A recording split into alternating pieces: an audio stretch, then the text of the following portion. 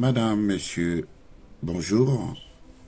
Bien-aimés dans le Seigneur, que la paix de notre Dieu, du Seigneur Jésus-Christ, par le Saint-Esprit, surabonde sur vous, dans vos foyers, dans vos vies.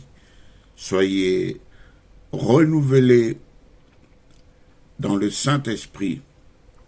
Soyez renouvelés dans votre conscience.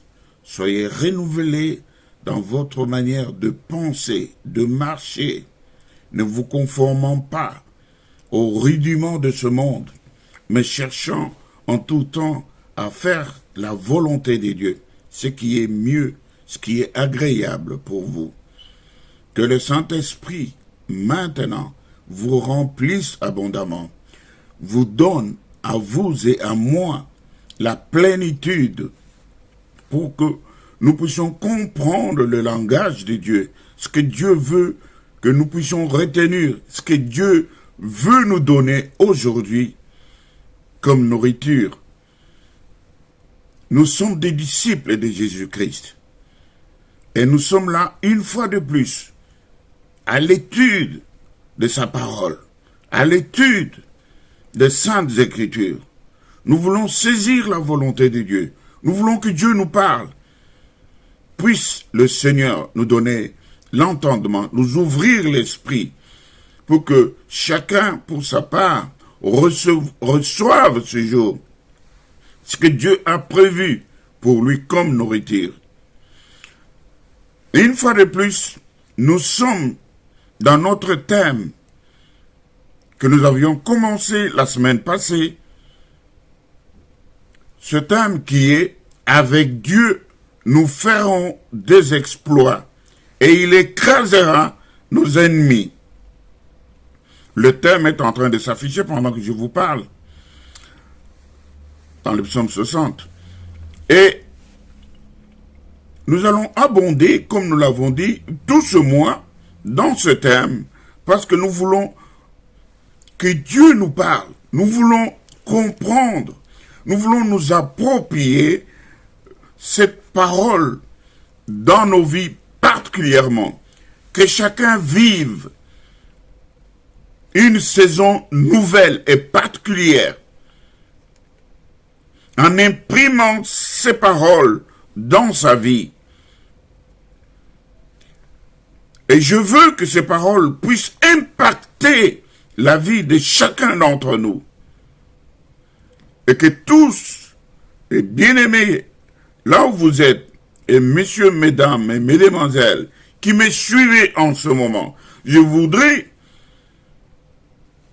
que ce moment, que ce partage impacte vos vies, que le surnaturel transforme vos vies, intervienne dans vos vies, que vous viviez du jamais vécu, que vous viviez la grâce de Dieu, le miracle de Dieu, le surnaturel de Dieu, que de cet instant, que votre mode de vie, que votre conseiller soit maintenant Dieu par le Saint-Esprit à cause de ce que vous aurez à vivre. C'est pourquoi nous allons aujourd'hui faire une longue étude de la parole de Dieu. Nous allons lire et au travers de cette lecture, nous allons aller lentement pour que cela puisse nous impacter, pour que nous puissions comprendre, chacun pour sa part, la volonté de Dieu à son égard. Nous sommes dans un moment précieux, un moment de rendez-vous avec notre Père. Et il nous accorde l'audience. Nous lui parlons, nous nous adressons à lui. Et lui aussi, et il nous entend, et il nous écoute, et il nous répond. Parce que nous sommes dans un dialogue. Nous sommes dans une attitude spéciale. Ce qui est vrai, c'est que notre Père est roi. Et nous sommes des princes. Le roi est roi en tout temps. Il est roi même quand il est dans sa propre famille, avec les siens, avec son épouse, la reine, avec ses enfants, les princes et les princesses. Et il y a des formules protocolaires et des courtoisies lorsqu'on s'approche du roi. Parce qu'il y a tout le temps des dispositions protocolaires qui sont prises. Quand le roi dort, quand le roi veut parler, quand le roi veut se déplacer, même quand il s'habille dans ce vêtement somptueux.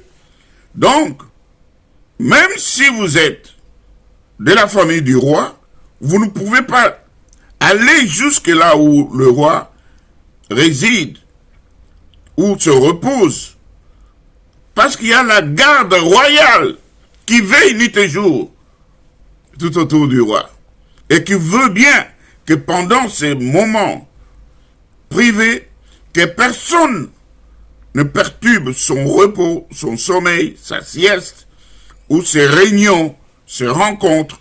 C'est ainsi que, bien qu'étant de sa famille,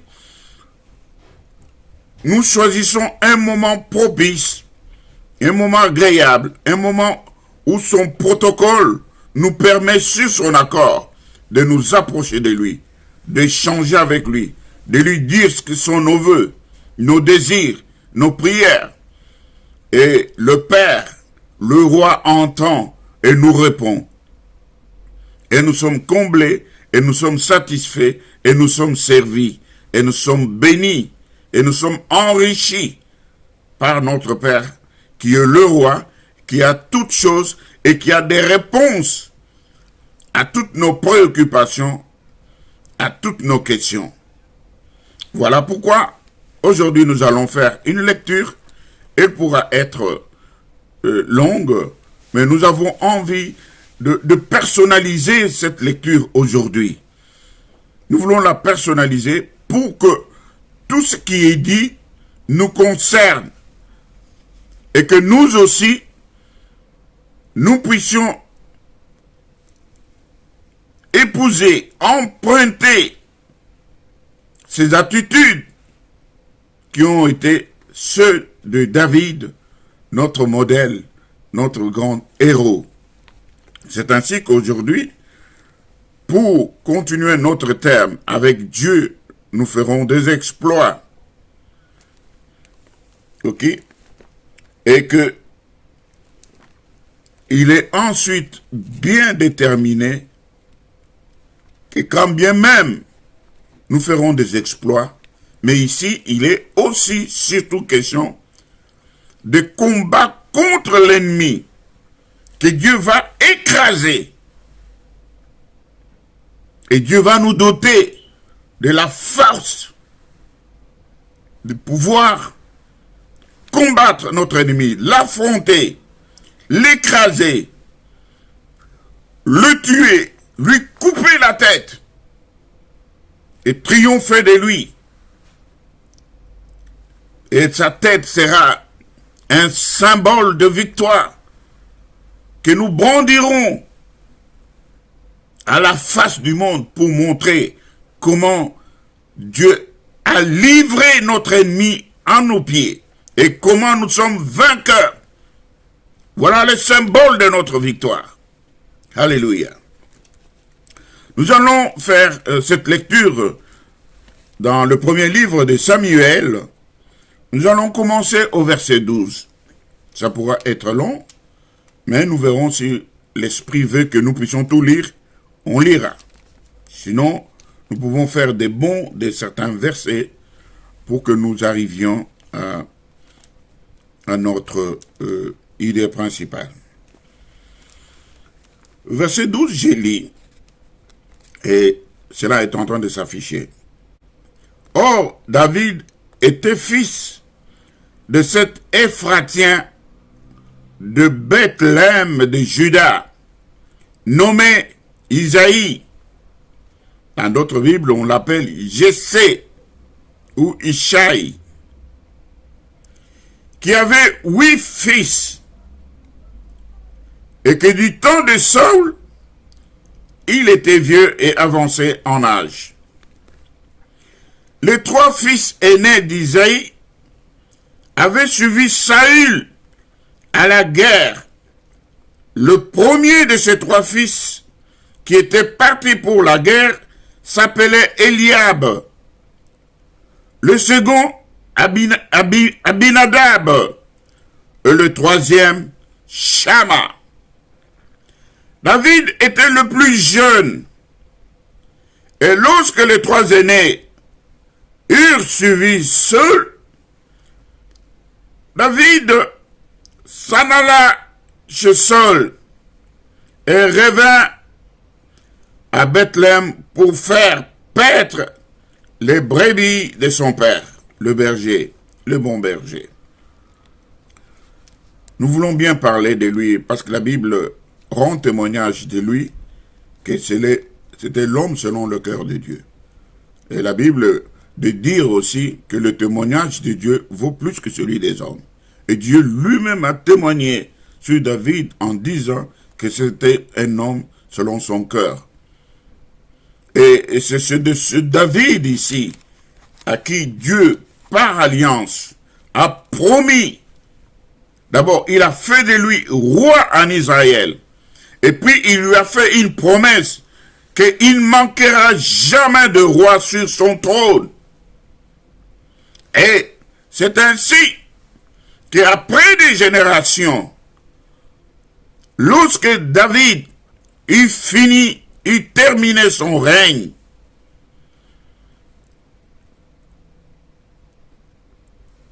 il y a ses fils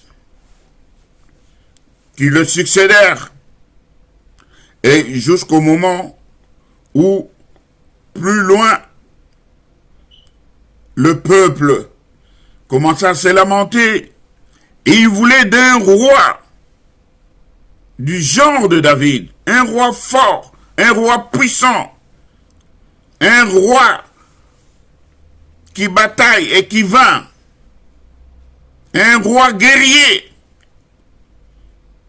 Et dans leurs cris, dans leurs complaintes, dans leurs demandes, dans leurs supplications, Dieu leur promit de leur envoyer un roi, mais pas comme les rois de ce monde, parce que celui-là, il était Jésus-Christ qui était promis et qui est venu, celui sur qui toutes les prophéties se sont accomplies, qui est venu pour la délivrance du peuple de Dieu, du peuple d'Israël.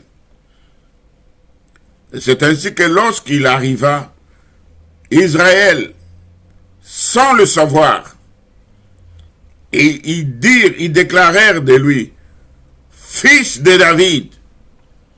Et même sur la croix, il est écrit, Jésus-Christ, roi des Juifs, roi du peuple d'Israël. Et là, la prophétie qui était faite à David s'était accomplie. Que ce roi puissant, ce lion de la tribu de Juda, qui était attendu, c'était celui-là qui était sur la croix. Et il croyait qu'en sa mort, il avait exterminé. Or, il a fallu qu'il mourût pour qu'il ressuscitât après, et que par sa résurrection, le triomphe soit total. C'est pourquoi lui-même, en ressuscitant sur la croix, avant qu'il meure, il a déclaré, il a dit, Père, tout est accompli. Que ce soit dans notre marche, que ce soit dans notre vie, que ce soit dans notre conversion, que ce soit dans notre baptême, ou au sortir des eaux du baptême, lors de la résurrection, conformité de la résurrection, que ce soit lors du baptême du Saint-Esprit. Tous ces actes accomplis tels qu'il se doit en nous, c'est alors que nous proclamerons que tout est accompli. Nous serons des témoins et des modèles de Jésus-Christ. Nous pourrons le témoigner parce que nous aurons accompli dans notre chair ce que Christ lui-même a accompli pour nous, pour le rachat, Il nous a sanctifiés, il nous a lavés, il nous a délivrés. Et maintenant, il se glorifie en nous. Alléluia. Nous continuons notre lecture. Les Philistins, au verset 16, s'avança matin et soir, et il se présenta pendant 40 jours. Il dit à David, son fils, ça c'est Ishaï, le père de David, il dit à David, prends pour tes frères cet épha de grains rôtis et ces 10 pains, et cours au camp vers tes frères. Porte aussi ces 10 fromages au chef de leur milliers. Tu verras si tes frères se portent bien, et tu m'en donneras des nouvelles sûres.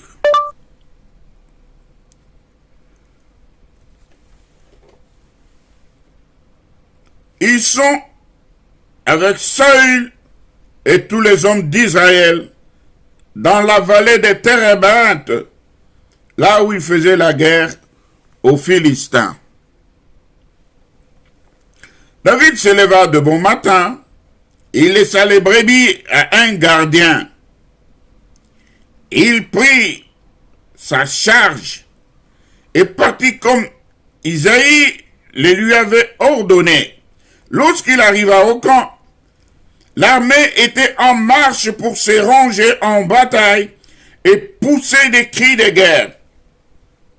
Israël et les Philistins se formèrent en bataille, armée contre armée. David remit les objets qu'il portait entre les mains du gardien des bagages et courut vers le rang de l'armée. Aussitôt arrivé, il demanda à ses frères comment il se portait.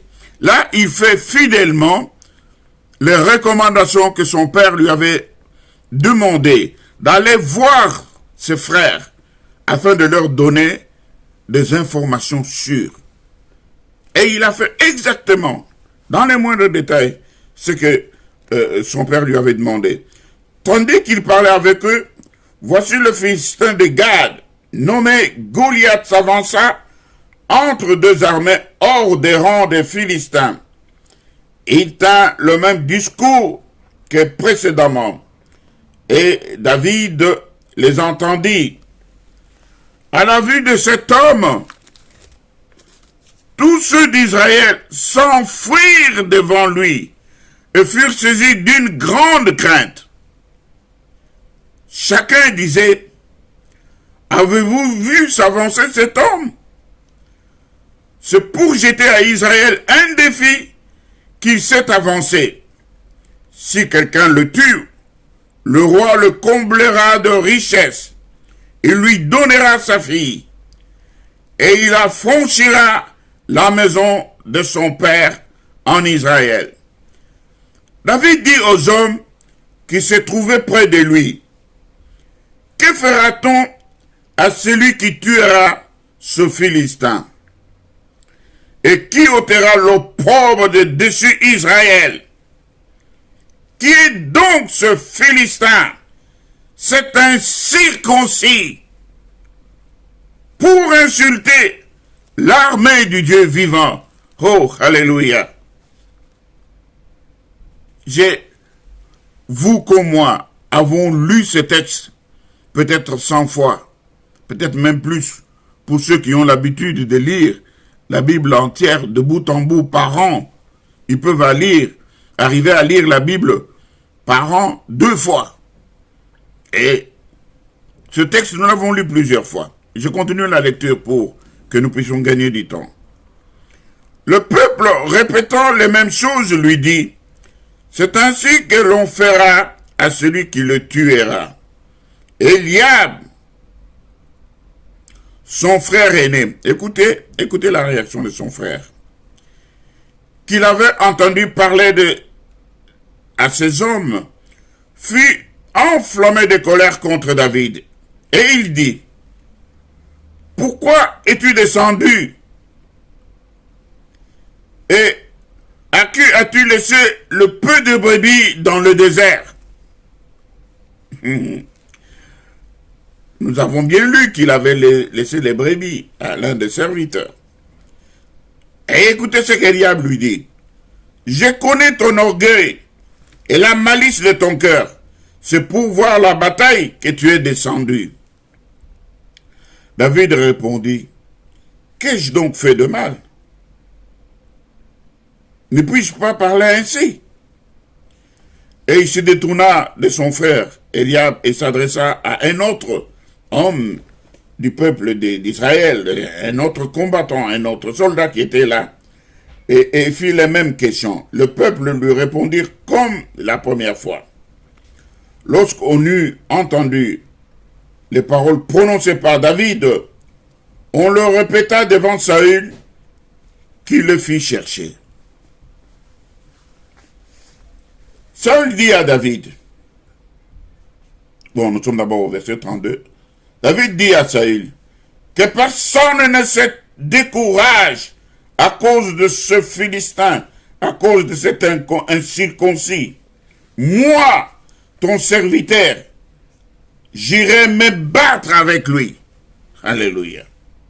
Et David, qui était le plus petit des 8 fils d'Ishaï, le plus petit, et c'était là les 3 aînés, les 3 premiers qui étaient au combat. David, il trimballait dans la cour de Saül, il en avait marre, il a quitté même la cour de Saül, où il jouait aux luttes. Il est allé, il est rentré à Bethléem. Et là, son papa lui a dit, non, toi, mon petit, nous avons un petit troupeau, va le garder. Et David est allé garder le petit troupeau. Jusqu'à ce que son père eut envie d'avoir des nouvelles de ses fils qui étaient au combat. Et il dit, David n'ira pas main vide. Prends cette éphode, des grains rôtis. Prends ces pains. Vas-y, va donner à tes frères, qu'ils mangent, qu'ils reprennent courage. Et vois-les, informe-toi dans quel état ils sont. Et reviens me dire s'ils sont encore vivants, s'ils ne sont pas blessés. Et viens me dire, donne-moi des nouvelles sûres de tes frères. Or, quand David est allé là-bas, voilà ce qui s'est passé. Il dit à Saül que moi j'irai me battre contre cet incirconcis. Au verset 33, Saül dit à David, tu ne peux pas aller te battre avec ce Philistin car tu es un enfant et il est un homme de guerre dès sa jeunesse. David dit à Saül, ton serviteur faisait paître les brebis de son père et quand un lion ou un ours venait en enlever une du troupeau, moi, ton serviteur, je courais après lui, je le frappais et j'arrachais la brebis de sa gueule. S'il s'est dressé contre moi, je le saisissais par la gorge et je le frappais et je le tuais. Et ce qu'il disait était vrai, il avait vécu cela. Verset 36.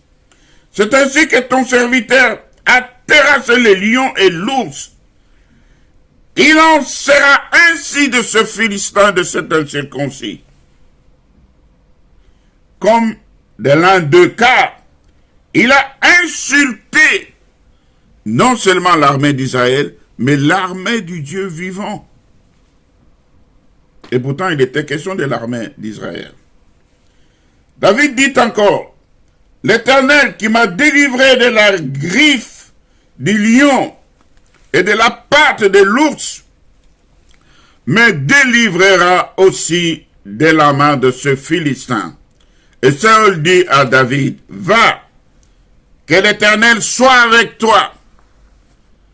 Comme qui dirait, va avec la force que tu as, va avec les moyens que tu as, va avec la foi que tu as. Ne regarde pas, ne te sous-estime pas.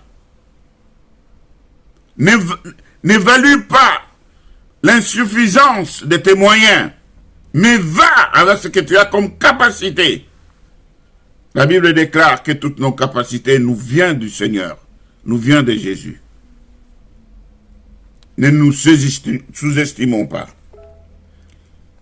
Saul lui fit mettre ses vêtements à David. Il plaça sur sa tête un casque d'airain et le revêtit d'une cuirasse. Nous verrons ces choses dans Éphésiens 6. David ceignit l'épée de Saül par-dessus ses habits et voulut marcher. Vous comprenez? Le casque, cuirasse, l'épée. C'est pourquoi nous allons voir, c'est exactement. Ici, on lui donne les armes physiques. Mais nous allons voir que pour combattre notre ennemi, c'est plutôt des armes spirituelles dont nous aurons besoin. Nous allons le voir dans Éphésiens. Et, verset 39, David ceignit l'épée de Saül par-dessus ses habits et voulut marcher car il n'avait pas encore essayé cette armure, cet accoutrement. Mais il dit à Saül, je ne puis pas marcher, je n'arrive même pas à marcher, je ne suis pas accoutumé à ce revêtement. Et il dit, oh roi, écoute-moi, fais-moi confiance. Je me débarrasse de cette armure, de cette cuirasse, de ce casque et de cette épée. C'est lourd, ça ne me permet même pas d'avancer. Parce que vous savez, les armes, comment dirais-je, la protection, l'armure du roi était faite de manière à ce que, et même dans une matière si solide, si résistante, de telle façon que même si on lance une flèche ou une lance ou quoi que ce soit, même si cela atteint le roi, mais que le roi soit protégé par son armure. Donc c'était une armure spéciale qui n'était pas identique au reste des militaires, parce que c'était le roi, il fallait le protéger, c'était le symbole du pouvoir. Et même aller en guerre, parce qu'il était courageux, il fallait qu'il ait une armure qui le protège, même si on lui lance des projectiles. Et alors, il s'en débarrassa, parce qu'il n'en avait pas à coutume, si vous voulez bien. Verset 40, il prit en main un bâton, choisi dans le torrent 5 pierres polies, et il les mit dans sa gibecière de berger et dans sa poche. Puis sa fronde à la main, c'est-à-dire son lance-pierre, dans sa main, il s'avança contre le Philistin. C'est 41. Le Philistin s'approcha peu à peu de David, et l'homme qui portait son bouclier marchait devant lui. Le Philistin regarda, et lorsqu'il aperçut David, il le méprisa, ne voyant en lui qu'un enfant blond et d'une belle figure. Le Philistin dit à David, « Suis un chien pour que tu viennes à moi avec des bâtons. » Et après l'avoir maudit par ses dieux, il ajouta, « Viens vers moi, je donnerai ta chair aux oiseaux du ciel et aux bêtes des champs. » David dit aux Philistins, « Tu marches contre moi avec l'épée, la lance et le javelot, et moi je marche contre toi, au nom de l'Éternel des armées. » Alléluia. Du Dieu de l'armée d'Israël, que tu as insulté pendant 40 jours. Aujourd'hui, l'Éternel te livrera entre mes mains, moi le petit blond, qui avance vers toi, avec le bâton, les frondes et les 5 pierres. L'Éternel va te livrer entre mes mains. Je t'abattrai, je te couperai la tête. Oh, oh, oh, oh, oh, oh. David, quelle audace! Quelle audace! L'homme qui s'est levé, qui faisait trembler toute l'armée d'Israël et même le roi Saül. Et toi, le bout de chou, le petit blond, tu oses. Oh, alléluia. Que c'est merveilleux quand on a Dieu de son côté. Oh mon Dieu, j'aime beaucoup cela. Il dit, verset 46. Aujourd'hui, l'Éternel te livrera entre ma main. Je t'abattrai et je te couperai la tête. Aujourd'hui, je donnerai les cadavres du camp des Philistins aux oiseaux du ciel et aux animaux de la terre. Et toute la terre saura que Israël a un Dieu. Amen, amen, amen. Toute la terre. Cette bataille, cette victoire est écrite dans l'annale des victoires du peuple d'Israël. Quand aujourd'hui on parle d'Israël, on parle de ses victoires, on remonte aussi jusqu'à cette bataille de David contre le géant Goliath, le Philistin. Je ne vais pas entrer dans les détails de ce que sont les Philistins aujourd'hui, mais comprenez que chaque fois qu'ils se battent contre ces gens-là et qu'ils les gagnent, on mentionne dans les annales que nous avions un roi, un guerrier qui par après devint roi. C'était David. Et avec lui aussi, nous avons remporté des victoires sur ces Philistins. Verset 47. C'est ça, notre verset clé. C'est là où je voulais en arriver. Et toute cette multitude saura que ce n'est ni par l'épée, ni par la lance que l'Éternel sauve, car la victoire appartient toujours à l'Éternel. Et il vous livre entre nos mains. Alléluia.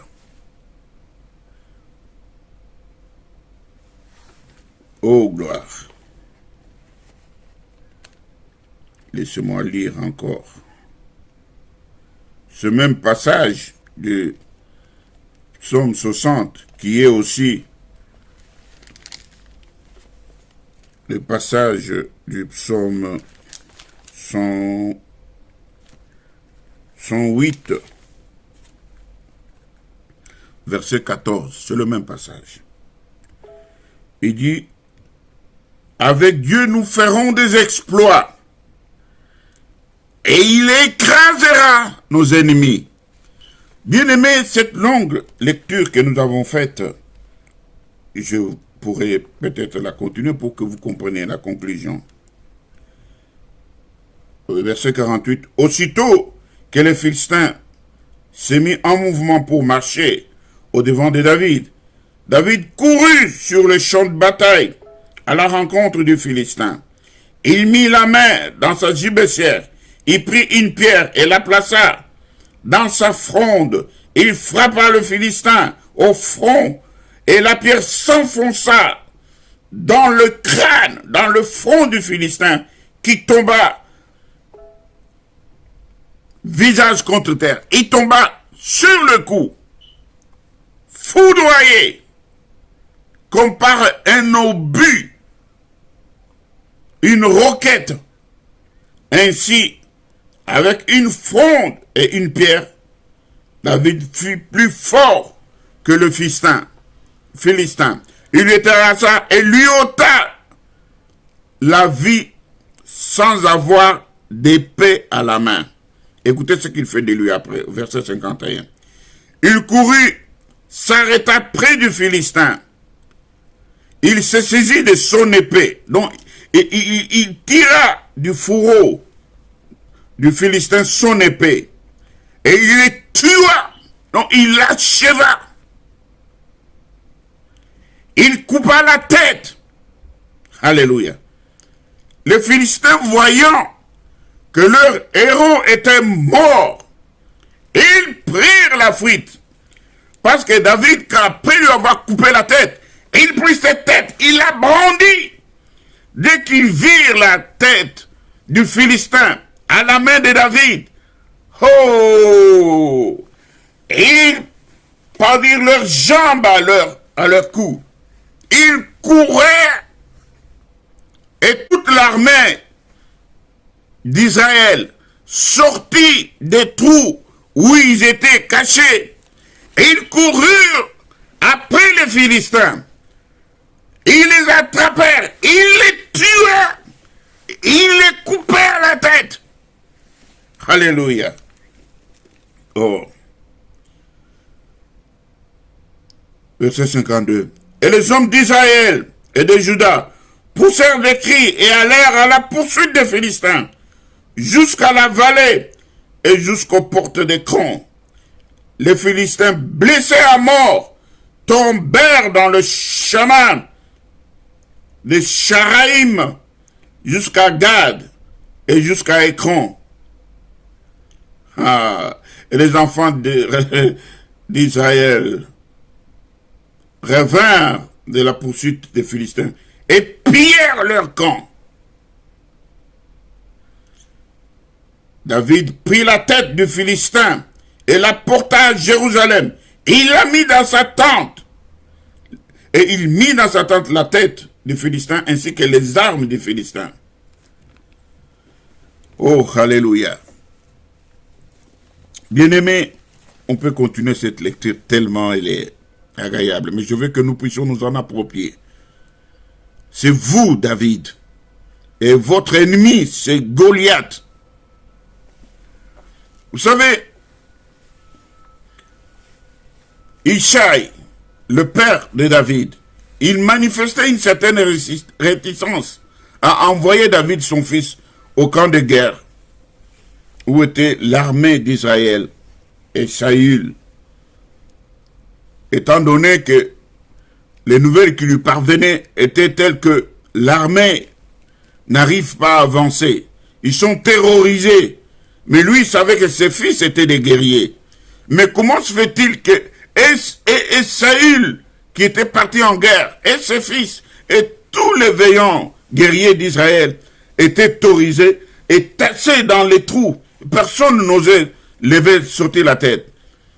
Mais le Dieu de sagesse, qui dirige toutes choses en vue d'accomplir ses desseins, il savait comment les sortir de cette situation. D'habitude, lorsque les personnes sont en général tièdes, ils sont effrayés, ils ont peur, et que la peur atteint son comble, chaque initiative zélée, donc quelqu'un qui peut s'élever et faire et prendre l'engagement pour servir la cause de Dieu, tout le monde le regarde avec répugnance, avec dédain. Et il le blâme même. Et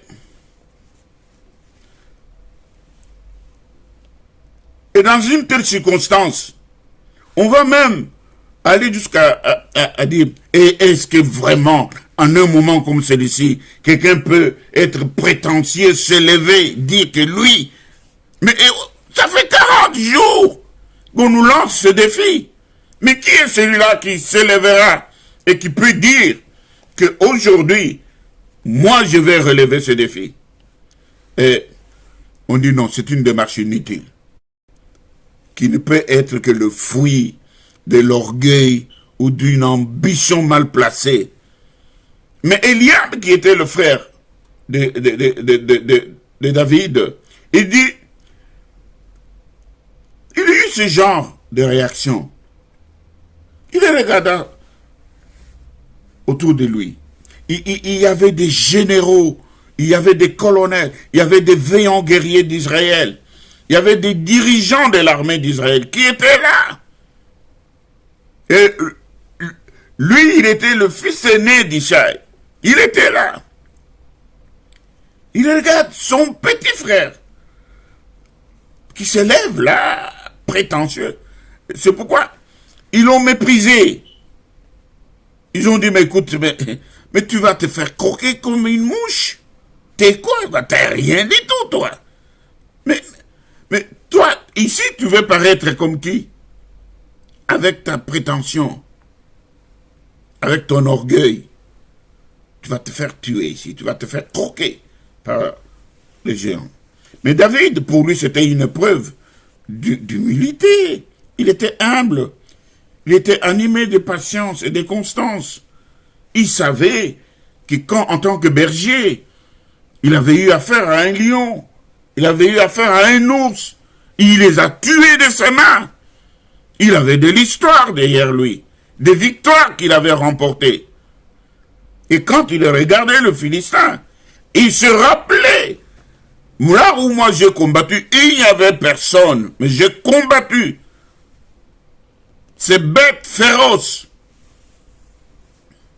Mais sa démarche était légitime et pleine de bon sens. Le brave David. Et il n'a pas cherché à engager de polémiques sur le sujet. Il a donné une réponse à son frère. Et cette réponse qu'il a donnée à son frère, il était vraiment tempéré, il était calme. Il dit, mais ai-je mal fait? Mais qu'ai-je fait de mal? Pourquoi vous me condamnez? Pourquoi vous trouvez que ma démarche n'est pas légale? Et il a fait ça afin d'atténuer la colère de son frère.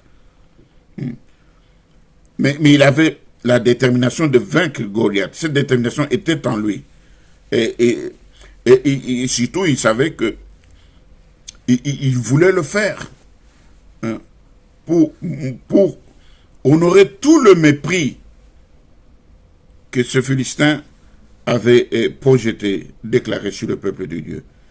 Ceux qui entreprenaient les grandes tâches pour la cause, vous savez, ça c'est très important. Vous devez savoir que ceux qui entreprennent des grandes tâches pour la cause commune, ils ne doivent pas s'étonner de voir à quel point ils rencontrent de l'opposition, de l'incompréhension, du disgrâce. Ils sont disgraciés. Ils sont répugnés. Mais même s'ils rencontrent cela, de la part de ceux qui lui-même entend aider, entend apporter secours, quelle est leur attitude? Ils doivent, dans de telles circonstances, persévérer et continuer humblement leur travail face aux menaces, quelles que soient les menaces de contestation, mais aussi ils doivent, devant les affronts et les doutes de leurs frères, de leurs amis, de leurs compatriotes, de leurs compagnons de guerre, ils doivent rester constants, ils doivent persévérer, ils doivent continuer dans ce combat et d'aller jusqu'au bout.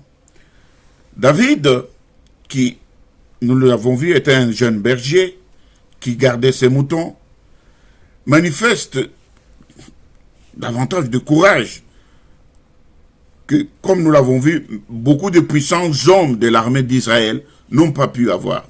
Et Dieu, qu'est-ce qu'il fait? Il adresse souvent d'importantes déclarations par l'intermédiaire des hommes qu'il lui a choisis. C'est-à-dire que Dieu opère de grandes choses avec ce qui est faible et ce qui est vil. Ce que les gens considèrent que c'est inutile, c'est sans importance. Mais ce sont ces êtres faibles, ce sont ces choses viles que Dieu choisit souvent pour manifester l'importance, la puissance, sa souveraineté. Et ce sont ces hommes que Dieu va choisir. Il accomplit ainsi des grandes choses, des choses prodigieuses en faveur de son peuple avec des moyens qui paraissent être de véritables folies aux yeux de ce monde. David avait préalablement répondu aux humilités à propos de ses accusateurs, même ses propres frères.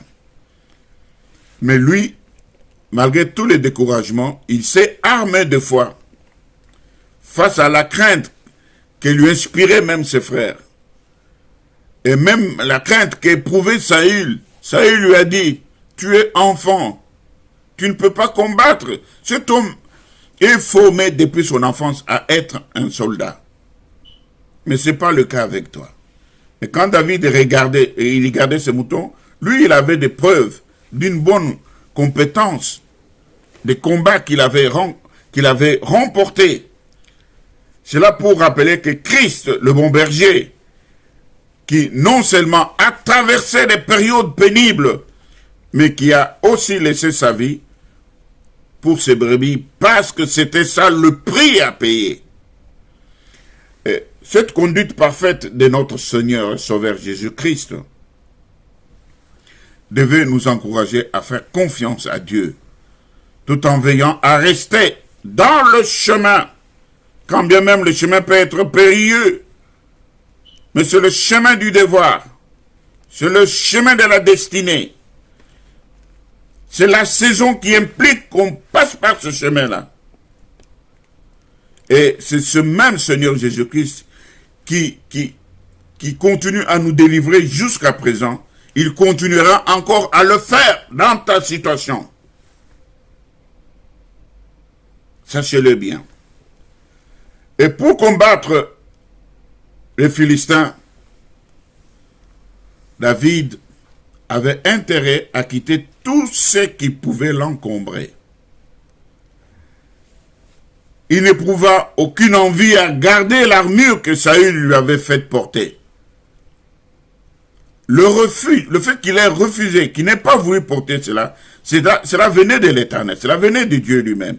Il devait paraître clairement que la victoire sur Goliath était faite par la foi, montrant qu'ainsi que Dieu accomplit ses œuvres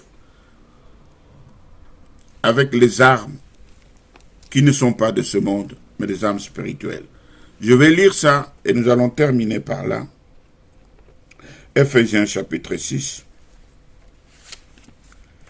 Parce que déjà nous atteignons les 50 minutes. Ephésiens chapitre 6.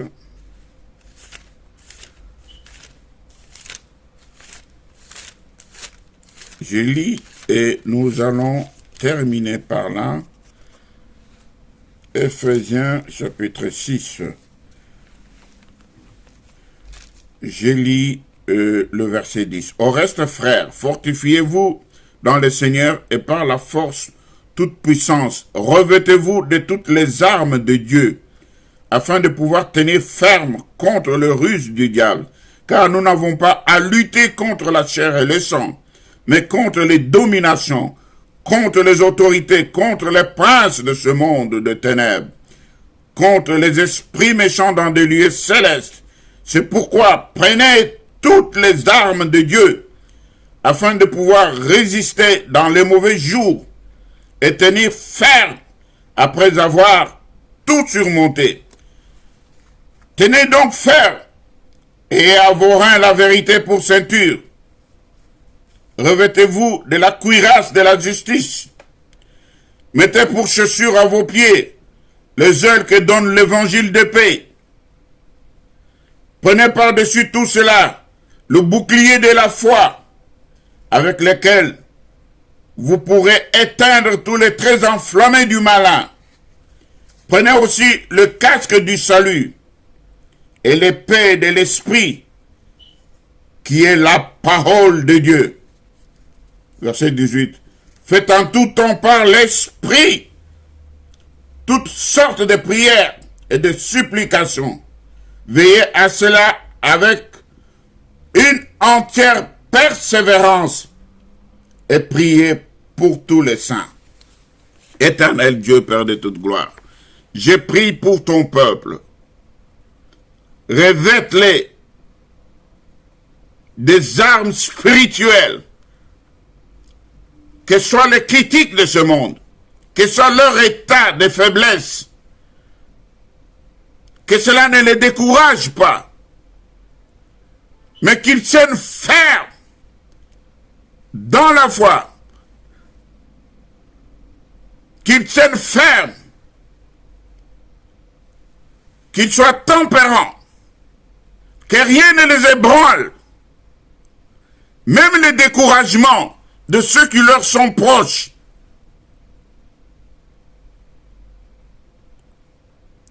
Mais qu'ils aillent jusqu'au bout, qu'ils ferment les oreilles contre les ondits, contre les découragements, même s'ils sont sous-estimés, qu'ils n'écoutent pas cela, mais qu'ils te regardent, toi, le Dieu véritable, et la détermination que tu avais, et tu es allé jusqu'au bout, jusqu'à la délivrance totale, et tu t'es exclamé que tout était accompli, qu'il en soit ainsi dans la vie de chacun de tes enfants, qu'ils s'exclament que tout est accompli, que la victoire soit dans leur camp, qu'ils coupent la tête à leur ennemi, et qu'ils soient victorieux, et maintenant, et pour toute la vie, et dans toutes les circonstances, au nom de Jésus-Christ de Nazareth. Amen.